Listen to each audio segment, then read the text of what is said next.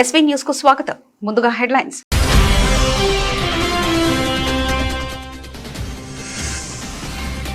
భారత్ ఆర్థిక వృద్ధిపై పుతిన్ ప్రశంసల జల్లు. మోదీపై ఒత్తిడి అంతర్జాతీయ స్థిరత్వానికి విఘాతమని వ్యాఖ్య.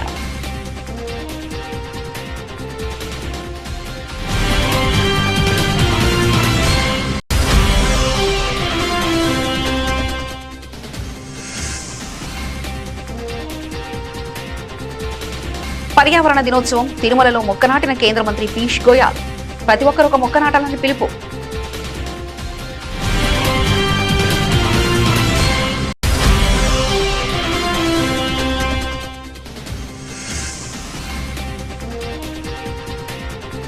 కొత్త పార్టీ ప్రకటించిన అన్నామలై వచ్చే ఎన్నికల్లో పోటీకి సై.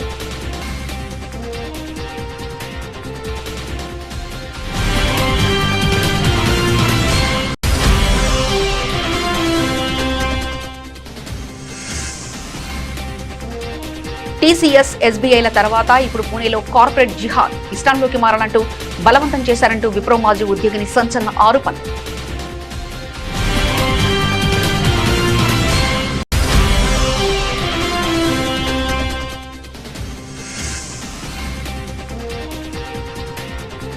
మైత్రివనం అగ్ని ప్రమాద స్థలాన్ని పరిశీలించిన హైడ్రా కమిషనర్ బాధితులతో మాట్లాడి వివరాలు అడిగి తెలుసుకున్న రంగనాథ్.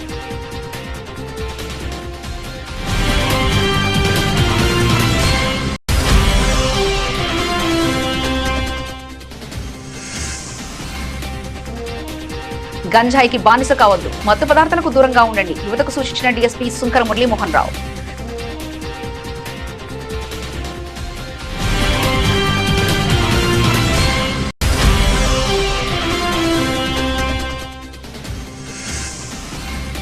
తెలంగాణ అభివృద్ధికి డబుల్ ఇంజన్ సర్కార్ అవసరం. బీజేపీ తెలంగాణ అధ్యక్షుడు రామచంద్రరావు స్పష్టీకరణ.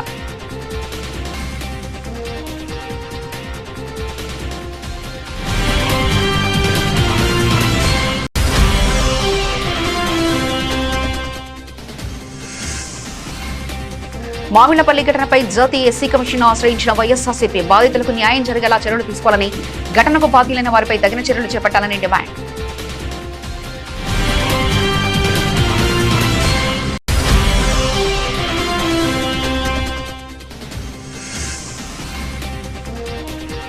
చట్టబద్దమైన అధికారాలు కలిగి డెడికేటెడ్ కమిషన్ ఏర్పాటు చేయాలి. ఎమ్మెల్సీ దాసోజు శ్రవణ్ కుమార్, మాజీ ఎమ్మెల్సీ కర్నె ప్రభాకర్ డిమాండ్.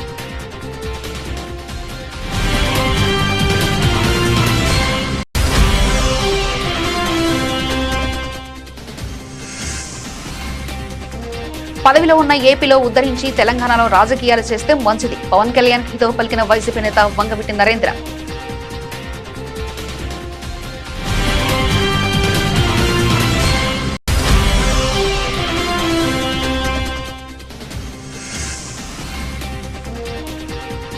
వడ్డీ రేట్లపై ఆర్బీఐ కీలక ప్రకటన. రేపో రేటును 5.25% వద్ద యథాతథంగా ఉంచిన ఆర్బీఐ.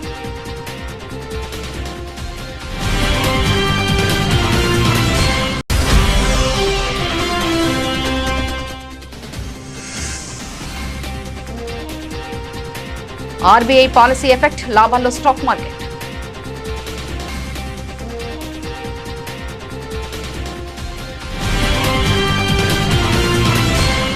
భారతదేశంలో తమకున్న వ్యూహాత్మక భాగస్వామ్యాన్ని రష్యా అధ్యక్షుడు వ్లాదిమిర్ పుతిన్ కొనియాడారు. రష్యాతో సహకారాన్ని తగ్గించుకోవాలంటూ భారత్పై పశ్చిమ దేశాలు చేస్తున్న ఒత్తిళ్లు పూర్తిగా వ్యర్థమని ఆయన స్పష్టం చేశారు. ఇలాంటి ప్రయత్నాలు ప్రపంచ స్థిరత్వానికి భంగం కలిగిస్తాయని హెచ్చరించారు. పీటీఐతో సహా పలు అంతర్జాతీయ మీడియా సంస్థలతో జరిగిన ప్రత్యేక మీడియా సమావేశంలో పుతిన్ మాట్లాడారు. ఈ సందర్భంగా భారత్ సాధిస్తున్న ఆర్థిక వృద్ధిని, అనుసరిస్తున్న స్వతంత్ర విదేశాంగ విధానాన్ని ఆయన అభినందించారు. ప్రపంచంలోని ప్రధాన ఆర్థిక వ్యవస్థలో భారత్ ఒకటని పుతిన్ కొనియాడారు. ప్రస్తుతం భారత్ అత్యధిక ఆర్థిక వృద్ధి రేటును నమోదు చేస్తుందని, ఇది ఊరికే రాలేదని చెప్పారు. మోదీ నాయకత్వంలోని భారత ప్రభుత్వం నిరంతరం చేస్తున్న శ్రమ వల్లే ఈ అద్భుత ఫలితాలు సాధ్యమయ్యాయని ప్రశంసించారు. రాబోయే కొన్ని సంవత్సరాల్లో భారత్ రష్యా మధ్య ద్వైపాక్షిక వాణిజ్యం $100 బిలియన్, అంటే సుమారు 8.3 లక్షల కోట్ల మైలురాయిని దాటుతుందని ధీమా వ్యక్తం చేశారు. భారత్ ఎప్పుడు తన సొంత జాతీయ ప్రయోజనాలకే తొలి ప్రాధాన్యత ఇస్తుందని పుతిన్ స్పష్టం చేశారు. అమెరికాతో భారత్ జరుపుతున్న దౌత్యపరమైన చర్చలు రష్యాతో ఉన్న కాలపరీక్షకు నిలిచిన బంధాన్ని ఎంతమాత్రం దెబ్బతీయలేవని అన్నారు.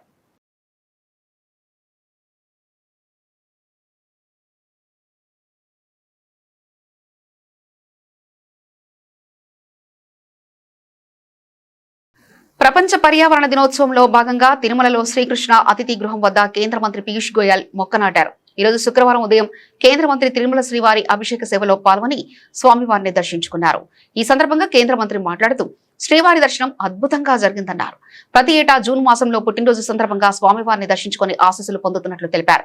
ప్రపంచ పర్యావరణ దినోత్సవం నాడు తన తల్లి పేరిట తిరుమలలో మొక్క నాటడం చాలా ఆనందంగా ఉందన్నారు.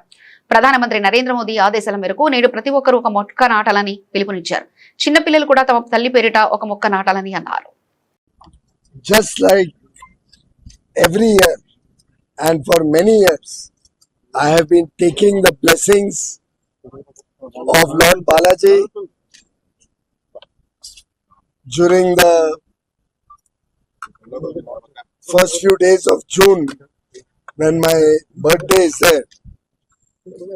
I was privileged to have very good darshan of Lord Balaji today. Lord Balaji is a inspiration to all of us to serve the country, to look for a better future for our countrymen. And I have prayed that his blessings are always showered on all the people who serve the temple, the trust, Tirupati town, the people of Andhra Pradesh, and the people of Mahabharat. Lord Balaji will always ensure that all those. మాజీ IPS అధికారి అన్నామలై కొత్త party పెట్టబోతున్నట్లు ప్రకటించారు. వచ్చే ఎన్నికల్లో తమ party పోటీ చేస్తుందన్నారు. కొత్త రాజకీయ ఉద్యమం చేయబోతున్నట్లు అన్నామలై తెలిపారు. భారతీయుడిగా తమిళుడిగా గర్విస్తున్నానని, తన ఆలోచనలకు అనుగుణంగా ముందుకెళ్తానని స్పష్టం చేశారు. తమిళనాడు అభివృద్ధే తన ప్రథమ ప్రాధాన్యత అన్నారు. అన్నామలై శుక్రవారం మీడియాతో మాట్లాడుతూ మార్పు కోసమే బీజేపీలో చేరానన్నారు. రాజీనామా ఆమోదించిన బీజేపీ హైకమాండ్ కు ధన్యవాదాలు తెలిపారు. ప్రధాని మోదీ అంటే తనకెంతో గౌరవం ఉందని అన్నారు. అన్నామలై తన ప్రసంగాన్ని కొనసాగిస్తూ తమిళనాడులో బీజేపీ ఒంటరిగా పోటీ చేయాలని ఆశించారు. 18 నెలలుగా బీజేపీతో విభేదాలున్నాయి. బీజేపీకి నేను భారంగా ఉండాలనుకోవడం లేదు. అందుకే బీజేపీకి రాజీనామా చేశా. 2025 డిసెంబర్ నెలలోనే అధిష్టానానికి రాజీనామా గురించి చెప్పా. అసెంబ్లీ ఎన్నికలు పూర్తయ్యే వరకు పార్టీలో ఉన్నానని అన్నారు. எத்தனையோ பிரச்சனைகள். நான் பாரதிய ஜனதா கட்சியில் இணைந்த பிறகு எல்லா தலைவர்களும் பெரும் ஒத்துழைப்பு தான். இருந்தும் தனியாக போகணும், உள்ளாட்சி தேர்தலில் தனியாக போகணும், தமிழ்நாட்டினுடைய அடையாளத்தோடு பாரதிய ஜனதா கட்சி இருக்கணும், தமிழ்நாட்டினுடைய அடையாளம் மிக முக்கியம் என்பதற்காகத்தான் அன்னைக்கு தலைவர் திரு ஜே.பி. நட்டா அவர்கள் நிறைய பேர்த்துக்கிட்ட பேசி நாம் உள்ளாட்சி தேர்தல் தனியாக போகணும், அதே போல தான் லோக்சபா தனியாக போகணும். ஏதோ தனிப்பட்ட முறையில் எனக்கும் இன்னொரு கட்சிக்கும் பிரச்சனை இல்லைங்க. பாரதிய ஜனதா கட்சி ஒரு தமிழர் அடையாளத்தோடு களத்தில் இருந்தால் மட்டும்தான் அது தமிழர் நலத்தை முன்னிறுத்தக்கூடிய கட்சியாக இந்திய அடையாளத்தோடு இருக்க முடியும் என்கின்ற ஒற்றை நம்பிக்கை மட்டும்தான். டங்ஸ்டன் பிரச்சனையாக இருக்கட்டும், அதை கத்தி கூச்சல் போடாமல் அதை பொறுமையாக ஒரு இடத்திற்கும் சென்று நம்முடைய கட்சி அதை நம்ம சரி செஞ்சு கொடுத்தோம். மீத்தேன் ஹைட்ரோ கார்பன் திட்டமாக இருக்கட்டும், நிலக்கரி சுரங்கம் திட்டமாக இருக்கட்டும், எதாக இருந்தாலும் கூட, ஏன் மேகதாத்து அணையில் என்னைக்கு கர்நாடகாவில் எப்படி டி.கே. சிவகுமார் அவர்கள் சொல்கிறார்களோ அன்னைக்கு நாங்கள் அணை கட்டியே தீர்வோம் என்று சொன்ன பொழுது தமிழ்நாட்டினுடைய பாரதிய ஜனதா கட்சி கர்நாடகாவில் ஆட்சியில் இருந்த நம்முடைய பாரதிய ஜனதா கட்சியை அன்னைக்கு எதிர்த்து நாம உண்ணாவிரதம் தஞ்சாவூரில் இருந்தோம். எப்பொழுதும் எந்த உரிமையும் விட்டு கொடுக்கல. அதே நேரத்தில் அந்த கான்ஃப்ளிக்டை பொறுத்த வரைக்கும் கத்தி கூச்சல் போட வேண்டும் என்கின்ற அவசியம் இல்லை. பொறுமையாக பாந்தவியமாக பேசி நம்ம உரிமையை விட்டு கொடுக்காம செயலாற்ற முடியும் என்பதை ஒரு நாளும் கூட எனக்கு கிடைத்த பொறுப்புகளில் உங்களுக்கு நான் அதை காட்டிக்கிட்டே தான் வந்திருக்கேன். அதனால் இன்னைக்கு திரு மோடி ஐயா அவர்கள் மீது மிகப்பெரிய ஒரு மரியாதை வைத்திருக்கக்கூடிய மனிதன், நாட்டினுடைய பிரதமர், இந்த நாட்டை பாதுகாத்து கொண்டிருக்கக்கூடிய மனிதர். ஆனால் ஒரு லெவல் வரும் பொழுதுங்க, இந்த சின்ன சின்ன பிரச்சனைகள் அப்படியே சேர்ந்து வரும் பொழுது தொடர்ந்து நாமும் அவர்களுக்கு టీసీఎస్ ఎస్బీఐల తర్వాత ఇప్పుడు పూణేలోని విప్రో నుంచి కార్పొరేట్ జిహాద్కు సంబంధించిన ఒక దిగ్భ్రాంతికరమైన కేసు వెలుగులోకి వచ్చింది. విప్రో పూణే క్యాంపస్ లో పనిచేసిన ఓ మహిళ తాజాగా సంచలన ఆరోపణలు చేశారు. మతం మారాలంటూ తన బాస్ బలవంతం చేశారని ఆరోపించారు. ఆమె వేధింపులు తట్టుకోలేకే తాను చివరకు రాజీనామా చేశానని చెప్పారు. బాధితురాలు తెలిపిన వివరాల ప్రకారం ఆమె పూణేలోని హింజేవాడిలో గల విప్రో క్యాంపస్ లో పనిచేశారు. మత విశ్వాసాల కారణంగా తాను కంపెనీలోని సీనియర్ మేనేజర్లు, టీం లీడర్లకు టార్గెట్ గా మారాడని చెప్పారు. ఇస్లాంలోకి మారాలంటూ నిరంతరం తనను వేధించారని అన్నారు. దీన్ని వ్యతిరేకించినందుకు తన మేనేజర్ మరిన్ని వేధింపులకు దిగిందని చెప్పారు. తన పనితీరు బాలేదని నివేదిక ఇస్తానని బాస్ తనను బెదిరించిందని కూడా ఆరోపించారు. చివరకు ఆ వేధింపులు తాళలేక తాను రాజీనామా చేశారని చెప్పారు. కంపెనీ నుంచి ఆశించిన స్పందన లేకపోవడంతో చివరకు న్యాయపరమైన చర్యలు తీసుకునేందుకు సిద్ధమైనట్లు తెలిపారు. విప్రోలో ఓ మహిళా మేనేజర్ తనను వేధిస్తుందని ఆ మాజీ ఉద్యోగిని ఫిర్యాదు చేశారని పోలీసు అధికారులు తెలిపారు. ఆమె ఆరోపణలపై విచారణ ప్రారంభించామని అన్నారు.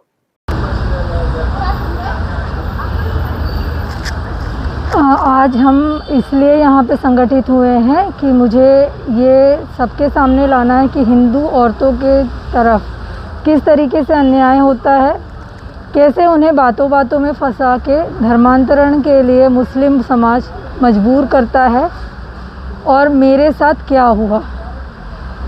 मेरे साथ अप्रैल के महीने से शाहीना रफ़ीक नाम की एक लड़की जो मेरे साथ काम करती थी, मेरे अंडर काम करती थी, उसने मुझे बार बार धर्म चेंज करने के लिए और अपने मुस्लिम धर्म को अपनाने के लिए बार बार कॉल पे बोला है और बार बार मुझे ये कहती थी कि अगर आप मुस्लिम धर्म अपना लेंगी तो आपको पैसे भी अच्छे मिलेंगे, आपकी जो लाइफ बिखरी हुई है वो अच्छी हो जाएगी। और उसके लिए उसने मुझे रास्ता भी सुझाया था कि मैं सुपरवाइज़र्स के साथ रहकर शारीरिक संबंध बनाकर दुबई चली जाऊं, उसके बाद वो मुझे अपने शेख समाज के साथ जो कि कांटेक्ट में हैं उनके साथ में मेरी शादी करवा के और अच्छी ज़िंदगी जिसमें मुझे पैसा, गाड़ी, सोना सब कुछ मिले उसके लिए प्रलोभन देती थी। ये प्रेस नोट मुझे सिर्फ इसीलिए करना था कि ये जागृति मैं अपने अन्य हिंदू महिलाओं को दे सकूं कि किस तरीके से आपको फुसला के अपने वर्तमान के धर्म को छोड़ने पे आप पे बाध्य किया जाता है, जबकि हकीकत में शायद ऐसा ना होता हो। क्योंकि जब मैंने ये सब चीज़ें मना की तब उन्होंने मुझे गैर दूसरे तरीके से बातों में फंसा के गलत सबूत और गलत इसके थ्रू मेरा मुझे फोर्सफुल रेजिग्नेशन के लिए मजबूर किया। वो भी एचआर्स भी जो थे वो भी मुस्लिम थे जो ये सब करे और उसके लिए सारे विप्रो कंपनी ने साथ दिया है। మైత్రివనం అగ్ని ప్రమాద ఘటన స్థలాన్ని హైడ్రా కమిషనర్ రంగనాథ్ ఈ రోజు శుక్రవారం పరిశీలించారు. బాధితులతో మాట్లాడి వివరాలు అడిగి తెలుసుకున్నారు. హర్ష మెస్ ను కూడా రంగనాథ్ పరిశీలించారు. అనంతరం ఆయన మీడియాతో మాట్లాడుతూ మైత్రివనం సమీపంలో ఉన్న కేఎస్ఆర్ భవనానికి అనుమతులు ఉన్నాయా లేదా పరిశీలిస్తామన్నారు.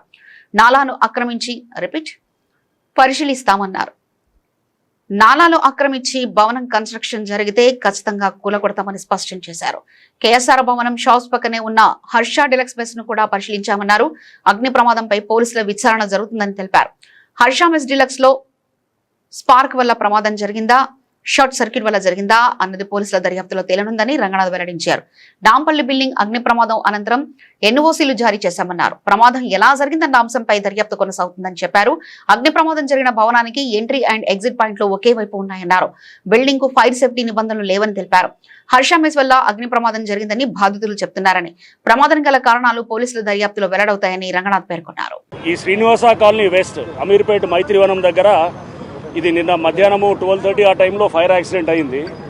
ఈ ఫైర్ యాక్సిడెంట్లో మీరు చూశారు, బిల్డింగ్ అంతా కూడా మొత్తం ఆల్మోస్ట్ పూర్తిగా ఫైర్లో డౌజ్ అయ్యడం, దాదాపు మొత్తం అంతా తగలబడటం అనేది జరిగింది. అదృష్టవశాత్తు ఎక్కడా కూడా ప్రాణానికి ఎక్కడ కూడా నష్టం లేకుండా జరిగింది. సో దీనికి కాజ్ ఆఫ్ ఫైర్ ఇంకా ఎంక్వైరీలో తెలియాల్సింది. ఇక్కడ ఉన్నటువంటి వీళ్ళు చెప్పిన దాన్ని బట్టి ఈ పక్కన ఉన్నటువంటి మెస్ నుంచి వచ్చినటువంటి అంటే ఆ చిమ్నీ ఏదైతే సెకండ్ ఫ్లోర్ దగ్గర ఓపెన్ అవుతుంది అంటే అక్కడ కాంటాక్ట్లోకి వచ్చి అక్కడ ఫైర్ స్టార్ట్ అయింది అనేది వీళ్ళు కొంతమంది చెప్తున్నారు. ఇంకొంతమంది ఏమో షార్ట్ సర్క్యూట్ అయ్యి రావడానికి ఛాన్సెస్ ఉన్నాయి, ఏసీస్ కొన్ని ఏదో రిపేర్ అవుతున్నాయి అన్నారు. ఏదైనా కానీ రేపు ఇన్వెస్టిగేషన్లో ఎంక్వైరీలు అంతా కూడా బయటికి వచ్చేటటువంటి ఉంటుంది. But one thing is common, మన అన్నింటిలో చూడాల్సింది దీంట్లో కూడా ఎంట్రీ ఎగ్జిట్ ఒకటే ఉంది. లక్కీగా ఏంటంటే సెకండ్ ఫ్లోర్ అందరూ పరిగెత్తుకుంటూ కిందకు వచ్చేయడం అయింది. నిన్న ఢిల్లీలో చూసాం, మన మార్నింగ్ 9 o'clock ఆ టైంలో అక్కడ అయ్యి దాదాపు 21 మంది చనిపోయారు. దాంట్లో 12 మంది ఫారెన్ నేషనల్స్ చనిపోయారు. అంటే ఒకటే ఎంట్రీ ఎగ్జిట్ ఉంటుంది. అందరికీ ఏసీలు ఎక్కువ వాడుతున్నారు కాబట్టి ఏసీలు లోడ్ ఎక్కువ అవడంతో ఓవర్లోడ్ తోటి షార్ట్ సర్క్యూట్లు అవుతున్నాయి. అండ్ ఎంట్రీ ఎగ్జిట్లు సరిగా లేవు. ఫైర్ ఎన్ఓసీలు అసలు ఉండవు వీటికి, ఇవన్నీ పాత బిల్డింగ్స్ కాబట్టి. సో దీని మీద ప్రభుత్వం కూడా రేపు సోమవారం ఒక కాన్ఫరెన్స్ మీటింగ్ కూడా ప్లాన్ చేశారు. ఐ థింక్ దాంట్లో కొన్ని అంటే ఫైర్ ఎన్ఓసీ లేని వాటిల మీద స్ట్రిక్ట్గా యాక్ట్ చేసేటటువంటి పరిస్థితులు, కొన్ని అట్లీస్ట్ అంటే పాత బిల్డింగ్స్ అన్నీ మార్చలేము కానీ అట్లీస్ట్ కొన్ని మనకు సపోజ్ ఓవర్లోడ్ అయినటువంటిది లేదా మరియు ఎంట్రీ ఎగ్జిట్ పూర్తిగా బ్లాక్ చేసినటువంటి అంబాజీపేట మండలం మాచవరం పంచాయతీ పరిధిలోని మెట్ల కాలనీ షాదీబానాలో ఎస్ఐ షేక్ సుబానీ ఆధ్వర్యంలో మత్తు పదార్థాల వినియోగంపై అవగాహన సదస్సు నిర్వహించారు. గంజాయి, డ్రగ్స్, మత్తు పదార్థాల వంటి వాటికి జోలికి వెళ్లవద్దని, మీ కుటుంబాలు మీపై ఆధారపడ్డాయని డీఎస్పీ యువతకు సూచించారు. పోలీసులు కళ్లు కప్పి ఎవరూ తప్పించుకోలేరని, ఒకసారి పోలీసుల రికార్డులోకి ఎక్కితే మీరు జీవితంలో ఏమీ సాధించలేరని తెలిపారు. మీ పరిసరాల్లో ఎవరైనా అనుమానిత వ్యక్తులు, మత్తు పదార్థాలు సేవించే వ్యక్తులు తారసపడితే టోల్ ఫ్రీ నెంబర్లకు ఫోన్ చేయాలని సూచించారు. ఒక జనరేషన్ లో మార్పు వస్తే రాబోయే జనరేషన్ సంతోషంగా గడుపుతారని, మార్పు ఇక్కడి నుంచే ప్రారంభం కావాలని సూచించారు. సైబర్ నేరాలు, రాష్ట్ర వింగ్ మత్తు పదార్థాల జోలికి యువత వెళ్లవద్దన్నారు. మన అంబాజీపేటలోని మెట్ల కాలనీలో ఆపరేషన్ వజ్రపహారంలో భాగంగా కార్డెన్ అండ్ చర్చ్ కార్యక్రమం నిర్వహించడం జరిగింది. దానిలో ఎవరైతే మనకి గంజాయి తాగుతున్నారు, గంజాయి వాడకం చేస్తున్నారు అన్న ఇన్ఫర్మేషన్ ఉందో వాళ్ళందరినీ కూడా సెక్యూర్ చేసుకోవడం జరిగింది. అందులో భాగంగానే ఇలా వెహికల్స్ కూడా, ఎందుకంటే ఈ మధ్య చాలామంది దొంగ వెహికల్స్ పట్టుకొస్తున్నారు. దొంగతనం చేసిన వెహికల్స్ తీసుకొచ్చి ఆ వెహికల్స్ మీద దొంగతనాలు చేస్తున్నారు, చైన్ స్నాచింగ్స్. అలాగే ఈ వెహికల్స్ తీసుకెళ్ళి ఏజెన్సీలో అమ్మేసి దాని బదులు గంజాయి పట్టుకొస్తున్నారు, ఆ గంజాయి ఇక్కడ అమ్ముతున్నారు. ఇటువంటి ఇన్ఫర్మేషన్ ఉంది. అలాగే ఈ గంజాయి మత్తులో నేరాలకు పాల్పడుతున్నారనే ఇన్ఫర్మేషన్ మీదట, అంటే ఈ మెట్ల కాలనీలో ప్రత్యేకించి ఇంటికి పెట్టారని ఏమి కాదు. మాకు మెట్ల కాలనీలో కొంత పిల్లలు అలర్జలర్గా తిరుగుతున్నారనేసి పేరెంట్స్ నుంచి కంప్లైంట్స్ ఉన్నాయి, పబ్లిక్ నుంచి కూడా కంప్లైంట్స్ ఉన్నాయి, మా ఇన్ఫర్మేషన్ కూడా ఉంది. ఈ వరుస కంటిన్యూగా అన్ని చోట్ల చేసుకుంటూ వస్తున్నాం. నేను ఆత్రేపురం మండలంలో ర్యాలీలో చేశాం, మొన్న న్యూ కాలనీ రావులపాలెంలో చేశాం, ఇవాళ ఇక్కడ చేశాం. మళ్ళీ రేపు రాజోలు నైట్ రాజోలు వేరే చోట పెట్టుకున్నాం. దానిలో పాటుగానే ఈ గంజాయి, మీకు ఆల్రెడీ ఈ గంజాయి ఎవరైనా తాగితే మనం ఇప్పుడు డ్రంక్ డ్రైవ్ టెస్ట్ ఎలా చేస్తున్నామో అదే భాగంగా ఇలాగ ఇప్పుడు కొత్త కిట్లు వచ్చినాయి, టెక్నాలజీ డెవలప్ అయింది. యూరిన్ శాంపిల్స్ తెలంగాణ ప్రజలు బీజేపీ వైపు ఆశగా చూస్తున్నారని ఆ పార్టీ రాష్ట్ర అధ్యక్షుడు రామచంద్రరావు అన్నారు. శుక్రవారం బీజేపీ కార్యకర్తల శిక్షణా కార్యక్రమంలో రామచంద్రరావు పాల్గొన్నారు. ప్రపంచ పర్యావరణ దినోత్సవ సందర్భంగా మొక్కలు నాటారు. అనంతరం ఆయన మాట్లాడుతూ బీఆర్ఎస్ పాలనలో నిధులు, నియామకాలు, సాగునీటి వ్యవస్థలో వైఫల్యాలు జరిగాయని విమర్శించారు. కాంగ్రెస్ ప్రభుత్వం అవినీతి, నిర్లక్ష్యంతో పాలన సాగిస్తుందని వ్యాఖ్యానించారు. రైతు రుణమాఫీ హామీ పూర్తిగా అమలు కాలేదని తెలిపారు. తెలంగాణ అభివృద్ధికి డబుల్ ఇంజన్ సర్కార్ అవసరమని వెల్లడించారు. 2014 తర్వాత దేశంలో సంక్షేమం, అభివృద్ధి సమన్వయంతో ముందుకు సాగుతుందని రామచంద్రరావు అన్నారు. బీజేపీ కార్యకర్తలు ఆర్టిఫిషియల్ ఇంటెలిజెన్స్, సోషల్ మీడియా వంటి ఆధునిక సాంకేతికతను వినియోగించుకోవాలని ఆయన సూచించారు. చాలా కాలం తర్వాత మళ్ళీ మీ అందరికీ ఒక ప్రశిక్షణలో పాల్గొనడానికి అవకాశం దొరికింది. ప్రతి 3 సంవత్సరాలకు భారతీయ జనతా పార్టీలో ప్రశిక్షణ జరుగుతుంది. మండల స్థాయి నుంచి జిల్లా స్థాయి, జిల్లా స్థాయి నుంచి రాష్ట్ర స్థాయి. మనం ఎంత గొప్ప నాయకులైనా, గొప్పవాళ్ళు అయినప్పటికీ కూడా మనము పార్టీ యొక్క పద్ధతి, పార్టీ యొక్క సిద్ధాంతము, పార్టీ విధి విధానాల గురించి తెలుసుకోవడానికి ఇది ఒక అవకాశము, ఇది ఒక కార్యక్రమం. భారతీయ జనతా పార్టీలో ఉన్నటువంటి ఒక సిద్ధాంతము, కార్యపద్ధతి ఇతర పార్టీల కన్నా ఇది కొద్దిగా వేరే రకంగా ఉంటుంది. క్రమశిక్షణ అనేది మనకు చాలా ముఖ్యం. ఇక్కడ క్రమశిక్షణతో పాటు మన సిద్ధాంతం పైన నిబద్ధత, ఈ రెండు కూడా మనకు చాలా ముఖ్యమైనటువంటి అంశం మన ఒక భారతీయ జనతా పార్టీలో. ఒక కార్యకర్త నిర్మాణం కూడా సిద్ధాంతంతో, నిబద్ధతతో, సేవాభావంతో, దేశభక్తితో ఇటువంటి కార్యక్రమాల ద్వారా మనం నిర్మాణం చేస్తూ ఉంటాం. దాంతోపాటు ఒక రాజకీయ పార్టీ కాబట్టి రాజకీయ అంశాలపైన ఇతర విషయాలపైన కూడా మన వైఖరి ఏంది, మన విధానాలు ఏంది కూడా దాని విషయంలో ఇక చర్చిస్తూ ఉంటాము. కాబట్టి ఈరోజు ఈ యొక్క కరీంనగర్ జిల్లా ఒక ప్రశిక్షణ కేంద్రంలో 12 అంశాలతో మీకు జరగబోయేటటువంటి ప్రశిక్షణ, దాంతోపాటు దేశంలో ఉన్న పరిస్థితులు, రాష్ట్రంలో ఉన్న పరిస్థితుల గురించి మనకు అవగాహన కలిగించడానికి మన వక్తలు మనకు చెప్తారు. మిత్రులారా, ఈరోజు కరీంనగర్ అని కాదు, మొత్తం తెలంగాణలో 38 జిల్లాల్లో ఈ ప్రశిక్షణ తరగతులు జరుగుతూ ఉన్నాయి. నేను దాదాపు 8 ప్రశిక్షణ కేంద్రాలకు ఇటు ఉద్ఘాటనలో కానీ సమారోపంలో కానీ పోవడం జరిగింది. చాలా పెద్ద ఎత్తున కార్యకర్తలు ఉత్సాహంగా దీనిలో పాల్గొంటున్నారు. భారతీయ జనతా పార్టీ తెలంగాణలో ఇంత పెద్ద ఎత్తున ఉత్సాహం రావటము, చాలామంది ఈ యొక్క కార్యక్రమంలో పాల్గొనడం అనేది ఇది రాబోయే రోజుల్లో మన భవిష్యత్తుకు ఒక మంచి చిహ్నంగా నేను భావిస్తా ఉన్నాను. గుంటూరు జిల్లా మామిళ్లపల్లిలో ఎస్సీ మహిళలపై జరిగినట్లు ఆరోపణలు ఉన్న పోలీసుల దాడి ఘటనపై సమగ్ర దర్యాప్తు జరిపించాలని కోరుతూ వైఎస్ఆర్సీపీ ప్రతినిధుల బృందం జాతీయ ఎస్సీ కమిషన్ ను ఆశ్రయించింది. వైఎస్ఆర్సీపీ ఎంపీ తనుజారాణి, పొన్నూరు వైఎస్ఆర్సీపీ ఇన్ఛార్జ్ అంబటి మురళి ఆధ్వర్యంలో మామిళ్లపల్లి బాధితులు న్యూఢిల్లీలో జాతీయ ఎస్సీ కమిషన్ చైర్మన్ కిషోర్ మక్వానాను కలిసి వినతి పత్రం సమర్పించారు. ఈ సందర్భంగా ప్రతినిధుల బృందం మాట్లాడుతూ మామిళ్లపల్లి గ్రామంలో ఎస్సీ మహిళలపై పోలీసులు తీవ్రంగా దాడి చేశారని ఆరోపించారు. ఈ ఘటనపై జాతీయ ఎస్సీ కమిషన్ వెంటనే జోక్యం చేసుకుని పూర్తిస్థాయి విచారణ చేపట్టాలని కోరారు. అలాగే ఈ ఘటనకు సంబంధించిన పూర్తి వివరాలను తెలుసుకునేందుకు ఆంధ్రప్రదేశ్ ప్రభుత్వ ప్రధాన కార్యదర్శి, చీఫ్ సెక్రటరీ, రాష్ట్ర డీజీపీ నుంచి నివేదికలను తెప్పించుకోవాలని కమిషన్ విజ్ఞప్తి చేశారు. బాధితులకు న్యాయం జరిగేలా చర్యలు తీసుకోవాలని, ఘటనకు బాధ్యులైన వారిపై తగిన చర్యలు చేపట్టాలని డిమాండ్ చేశారు. బాబు షూరిటీ, మోసం గ్యారంటీ అన్నదానికి ఈరోజు ప్రత్యక్ష నిదర్శనం ఈ మామిడిపల్లి పొన్నూరు కాన్స్టిట్యున్సీ నిదర్శనం. అదేవిధంగా ఈరోజు మొక్కజొన్న రైతులందరూ కలిసి వాళ్లకు గిట్టుబాటు ధర కుదరట్లేదు, అవ్వట్లేదు అని చెప్పి నిరసన చేస్తే అక్కడున్న మహిళల మీద ఏ రాష్ట్రంలోనైనా దేశంలోనైనా పోలీస్ అన్న వాళ్ళు రక్షణ కల్పిస్తారనుకుంటాం. కానీ ఆంధ్రప్రదేశ్ రాష్ట్రంలో మాత్రం పోలీసులే రౌడీల్లా ప్రవర్తించే రోజులు నడుస్తున్నాయి. ఈ మాట ఎందుకు అంటున్నామంటే, మొన్న దళిత వర్గాలకు చెందిన ఈరోజు ఆంధ్రప్రదేశ్ రాష్ట్రం నుంచి గుంటూరు జిల్లా పొన్నూరు కాన్స్టిట్యున్సీలో మామిళ్లపల్లి అనేటువంటి గ్రామం నుంచి మొక్కజొన్న రైతులు కొంతమంది, అలాగే మన వైఎస్ఆర్ పార్టీ ఇన్ఛార్జ్ గారైనటువంటి అంబటి మురళీకృష్ణ గారి యొక్క ఆధ్వర్యంలో ఢిల్లీకి వచ్చి హ్యూమన్ రైట్స్ కమిషన్కి ఈరోజు ఫిర్యాదు చేశారు. ఏంటంటే ఫిర్యాదు యొక్క అంతరార్థం, వాళ్ళు అడిగింది minimum support price, MSP price ఈ మొక్కజొన్నకు కూడా ఇవ్వాలనేటువంటి పాపానికి వారు ఉన్నటువంటి రైతుల్ని, అలాగే ఉన్నటువంటి మా ఎస్సీ మహిళల్ని ర్యాన్సాక్ చేసి వాళ్ళని అనేక రకాలుగా ఉద్యమకారుల గుర్తింపును ప్రహసనంగా మార్చొద్దు, కమిటీల పేరిట కాలయాపన చేయొద్దు, కమిటీకి బదులు చట్టబద్దమైన అధికారులు కలిగి డెడికేటెడ్ కమిషన్ ఏర్పాటు చేయాలని ఎమ్మెల్సీ దాసోజు శ్రవణ్ కుమార్, మాజీ ఎమ్మెల్సీ కర్నె ప్రభాకర్ ప్రభుత్వాన్ని డిమాండ్ చేశారు. ప్రత్యేక రాష్ట్రం కోసం ప్రాణాలు అర్పించిన కుటుంబాలకు, ఉద్యమకారులకు న్యాయం చేయాల్సిన బాధ్యత సర్కార్పై ఉందని స్పష్టం చేశారు.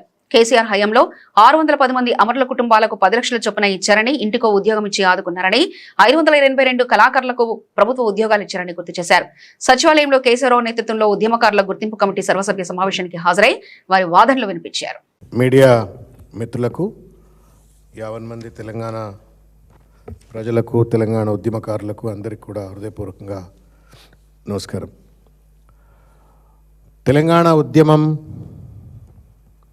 తెలంగాణ ఉద్యమకారులు, తెలంగాణ అమరవీరులు, ఈ జ్ఞాపకాలు రాగానే, ఈ ప్రస్తావన రాగానే ఒక భావోద్వేగం కలుగుతుంది, ఒక ఉద్రేకం కలుగుతుంది, ఒక చైతన్యం అనిపిస్తుంది. రాజకీయ ప్రస్థానంలో ఉన్నాం కాబట్టి తెలంగాణ పట్ల మరింత బాధ్యత, చిత్తశుద్ధి కలిగినటువంటి ఒక నాయకుల లెక్క, ఒక పార్టీ కార్యకర్తల లెక్క, కేసీఆర్ సైనికుల లెక్క ఇంకా బలంగా పనిచేయాలనేటువంటి ఒక ప్రేరణ ఈ 3 పదాలు, తెలంగాణ ఉద్యమం, ఉద్యమకారులు, ఉద్యమం, అమరవీరులు అంటే గుర్తొస్తుంది. ఇవాళ ప్రభుత్వం 2.5 సంవత్సరాల వాగ్దానం తర్వాత వాళ్ళు జీవో నెంబర్ 679 అని చెప్పని మే 15 నాడు ఒక జీవో పట్టుకొచ్చి దాంట్లో కేశవరావు గారిని, పొన్నం ప్రభాకర్ గారిని, కోదండరామ్ గారిని, దయాకర్ గారిని, రాముల నాయక్ గారిని, మోత శోభన్ రెడ్డి గారిని అందరూ కూడా ఉద్యమకారులే కాబట్టి వాళ్ళతో ఒక కమిటీ వేసినారు. ఆ కమిటీ మీటింగ్ పిలిచినారు. ఉద్యమకారులకు ఇచ్చినటువంటి ఒక ప్రతి వాగ్దానం కూడా 2 ఏళ్ల పాలనలో చంద్రబాబు అన్ని వర్గాలను వంచిందే కాకుండా వాటిపై ప్రశ్నిస్తున్న వైఎస్ఆర్సీపీ నాయకుల మీద తప్పుడు కేసులు పెట్టి వేధించడం, సమాధానం చెప్పలేక డైవర్షన్ పాలిటిక్స్ చేయడం పరిపాటిగా మారిందని వైఎస్ఆర్సీపీ అధికార ప్రతినిధి వంగవీటి నరేంద్ర ఆగ్రహం వ్యక్తం చేశారు. తాడేపల్లి పార్టీ కేంద్ర కార్యాలయంలో ఆయన మీడియాతో మాట్లాడుతూ 2 ఏళ్ల పాలన పూర్తయినా సూపర్ 6 లో ఏ ఒక్క హామీని అమలు చేసిన పాపాన పోలేదని, బాబు ష్యూరిటీ భవిష్యత్తు గ్యారంటీ బాండ్లకు చంద్రబాబు, పవన్ కళ్యాణ్లు ఏం సమాధానం చెప్తారని ప్రశ్నించారు. చంద్రబాబు మొదటి సంతకం చేసిన మెగా డిఎస్సీ వెనుక జరిగిన కుంభకోణంలో ప్రభుత్వం ఇరుకున పడిందని, దాని నుంచి ప్రజల దృష్టిని మళ్లించేందుకు తెలంగాణలో విద్వేషాలు రెచ్చగొట్టే ప్రయత్నం చేస్తున్నారని మండిపడ్డారు. పవన్ కళ్యాణ్ కి పాలన చేతకాకనే తెలుగు రాష్ట్రాల మధ్య ప్రాంతీయ విద్వేషాలు సృష్టిస్తున్నారని, చేతనైతే విభజన హామీల అమలుకు ప్రయత్నించాలని వంగవీటి నరేంద్ర హితో పలికారు. చంద్రబాబు నాయుడు గారు ఎలాగూ ముఖ్యమంత్రి స్థానంలో ఉండి ఆయన చేసినటువంటి వాగ్దానాలు మనందరం చూసాం. ఆయనకి తోడుగా ఉన్నటువంటి పవన్ కళ్యాణ్ గారు, డిప్యూటీ సీఎం గారు, మరి ఆయన కూడా ఇటు మేనిఫెస్టోకి సంబంధించి ఇచ్చినటువంటి వాగ్దానాలే కాకుండా ఆయన సొంతగా కొన్ని వరాల వర్షాలు కురిపించారు. ఎక్కడెక్కడ ప్రాంతాలకు వెళ్ళినా కానీ ఆ యొక్క నియోజకవర్గాల్లో జరిగింది. మరి అలాంటి పవన్ కళ్యాణ్ గారు ఇవాళ మేమందరం ఈ గత 2 సంవత్సరాలుగా ప్రశ్నిస్తుంటే ఎందుకు ఈ డైవర్షన్ పాలిటిక్స్? ఎప్పుడైనా కానీ మీరు సూపర్ 6 అమలు చేశారా? నిరుద్యోగ భృతి ఏమైంది? 18 సంవత్సరాలు నిండినటువంటి మహిళలందరికీ కూడా మీరు ఇస్తానన్నటువంటి నెలకి 1500 రూపాయలు ఏమైంది? అమ్మ ఒడి ఏమైంది? ఇట్లా ప్రతి ఒక్క విషయాన్ని మేము ప్రశ్నిస్తున్నట్టే వాళ్ళు వెంటనే మీ యొక్క హయాంలో శాండ్ మాఫియా జరిగింది. Reserve bank of India RBI కీలక వడ్డీ రేట్లను మరోసారి యథాతథంగా ఉంచింది. ఈ మేరకు ద్రవ్య పరపతి విధాన సమీక్షా నిర్ణయాలను ఆర్బీఐ గవర్నర్ సంజయ్ మల్హోత్రా శుక్రవారం వెల్లడించారు. ఈసారి రేపో రేట్లో ఎలాంటి మార్పు లేదని 5.25% వద్దే కొనసాగిస్తున్నట్లు తెలిపారు. కీలక వడ్డీ రేట్లను ఆర్బీఐ సవరించకపోవడం వరుసగా ఇది 3వసారి కావడం గమనార్హం. ఇంతకుముందు ఏడాది 2026 ఫిబ్రవరి, ఏప్రిల్ నెలలో జరిగిన ద్రవ్య పరపతి సమీక్షలో రిజర్వ్ బ్యాంకు వడ్డీ రేట్లను మార్చకుండా ఇలానే ఉంచింది. అంతర్జాతీయ మార్కెట్లో అస్థిరత, పశ్చిమాసియా సంక్షోభం కొనసాగుతున్న తరుణంలో దేశీయ ఆర్థిక వ్యవస్థను సురక్షితంగా ఉంచేందుకే ఆర్బీఐ నిర్ణయం తీసుకున్నట్లుగా ప్రకటించింది.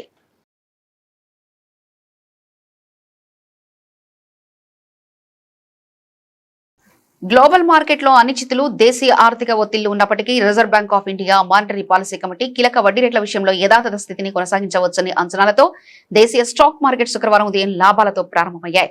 ఉదయం ట్రేడింగ్ ప్రారంభంలో బీఎస్ఈ సెన్సెక్స్ 252.58 పాయింట్లు 0.34% పెరిగి 74,612.59 వద్దకు చేరగా, ఎన్ఎస్ఈ నిఫ్టీ 50 కూడా 66.50 పాయింట్లు 0.28% లాభపడి 23,483.05 వద్ద ట్రెండింగ్ అవుతుంది.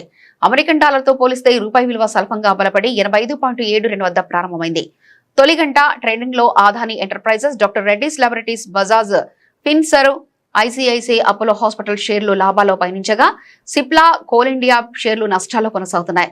గవర్నర్ సంజయ్ మల్హోత్రా నేతృత్వంలోని ఆర్బీఐ మానిటరీ పాలసీ కమిటీ తన ద్వైమాసిక వడ్డీ రేట్ల నిర్ణయాన్ని ఈ రోజే ప్రకటించనుంది. పశ్చిమాసియాలో పెరుగుతున్న భౌగోళిక రాజకీయ ఉద్రిక్తతలు, అంతర్జాతీయ మార్కెట్లో ముడి చమురు ధరల పెరుగుదల, రూపాయి అస్థిరత వంటి కారణాల వల్ల ద్రవ్యోల్బణం పెరిగే ముప్పు ఉన్నందున ఆర్బీఐ రేపో రేటును ప్రస్తుతం ఉన్న 5.25% వద్దే మార్చకుండా ఉండవచ్చని ఆర్థికవేత్తలు అంచనా వేస్తున్నారు. అయితే సెంట్రల్ బ్యాంకు తన విధానంలో కాస్త కఠినమైన వైఖరిని ప్రదర్శించే అవకాశం ఉంది.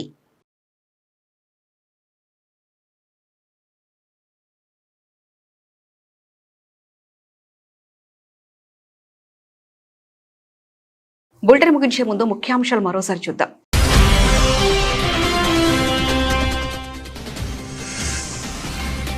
భారత్ ఆర్థిక వృద్ధిపై పుతిన్ ప్రశంసల జల్లు, మోదీపై ఒత్తిడి అంతర్జాతీయ స్థిరత్వానికి విఘాతమని వ్యాఖ్య.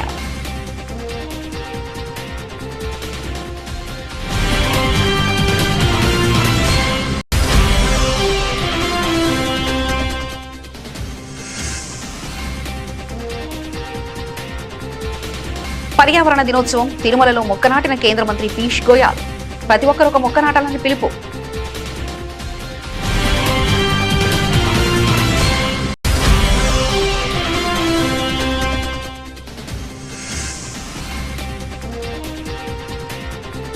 కొత్త పార్టీ ప్రకటించిన అన్నామలై వచ్చే ఎన్నికల్లో పోటీకి సై.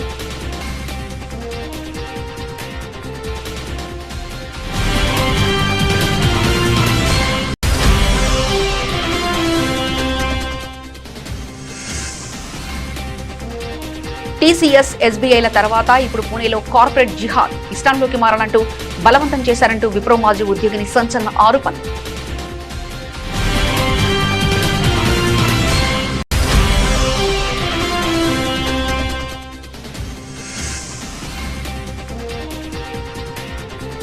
మైత్రివనం అగ్ని ప్రమాద స్థలాన్ని పరిశీలించిన హైడ్రా కమిషనర్ బాధితులతో మాట్లాడి వివరాలు అడిగి తెలుసుకున్న రంగనాథ్.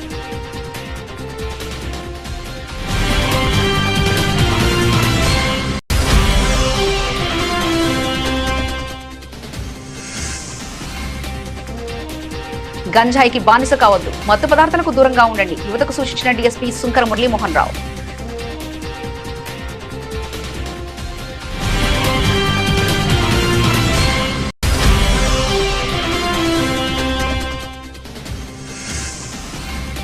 తెలంగాణ అభివృద్ధికి డబుల్ ఇంజన్ సర్కార్ అవసరం, బీజేపీ తెలంగాణ అధ్యక్షుడు రామచంద్రరావు స్పష్టీకరణ.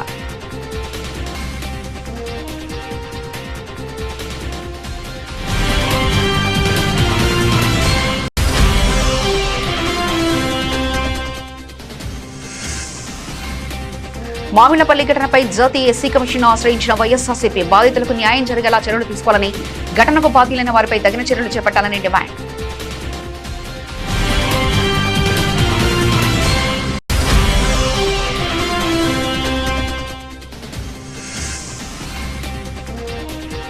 చట్టబద్దమైన అధికారాలు కలిగి డెడికేటెడ్ కమిషన్ ఏర్పాటు చేయాలి, ఎమ్మెల్సీ దాసోజు శ్రవణ్ కుమార్, మాజీ ఎమ్మెల్సీ కర్నె ప్రభాకర్ డిమాండ్.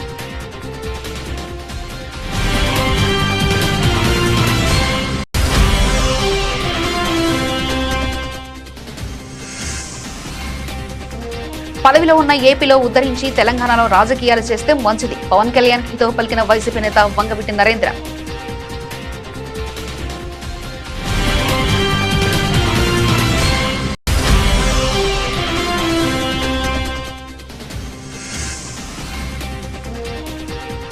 వడ్డీ రేట్లపై ఆర్బీఐ కీలక ప్రకటన, రేపో రేటును 5.25% వద్ద యథాతథంగా ఉంచిన ఆర్బీఐ.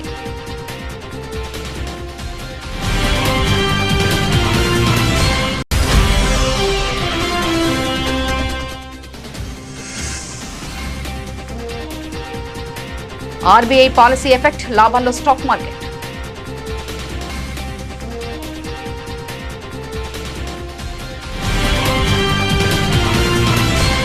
ఇవి ఇప్పటివరకున్న అప్డేట్స్. మరో బులెటిన్లో మళ్ళీ కలుసుకుందాం. అంతవరకు సెలవు, నమస్కారం.